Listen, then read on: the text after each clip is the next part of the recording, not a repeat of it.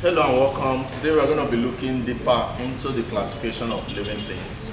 We said that there are hierarchical orders in the classification of living things, where we have the kingdom, the phylum, the class, the order, genus, species, and the rest of them. So we're going to be looking at living things that are actually classified under these various hierarchies. So the number one in the hierarchy is what we call the kingdom hierarchy. And under the kingdom hierarchy, we have 5 major classifications, the 5 major kingdoms.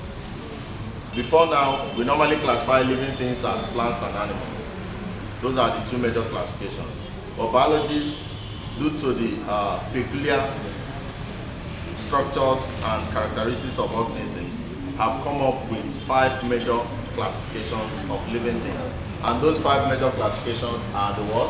Monera, Protista, fungi, plants, and animals. So those are the 5 major kingdoms that we have. Now, the first kingdom, the Monera, is actually made up of single-celled microscopic organisms. And very good examples are the bacteria and the blue-green algae. Now, the second classification or the second kingdom, the Protista, are also made up of single-celled microorganisms, but a little bit bigger than the Moneras.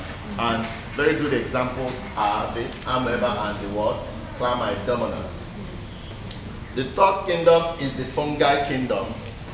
And the fungi are actually organisms that has thread-like structure known as hypha.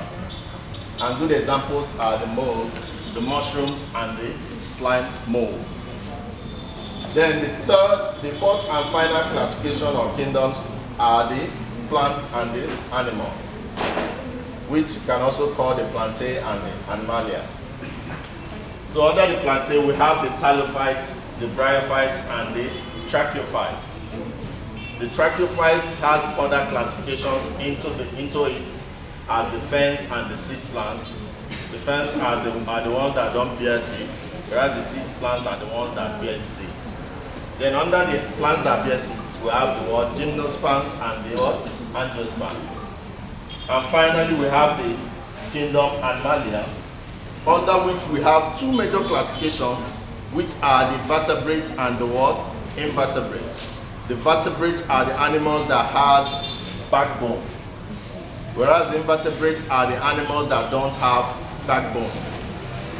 So very good examples of animals that don't have backbone are the what?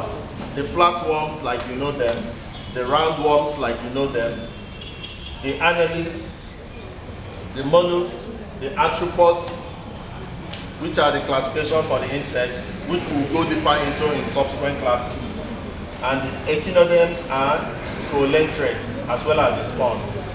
All these are invertebrates because they don't have backbone. Then the other classification under the animal kingdom is the vertebrates, which are animals with backbones.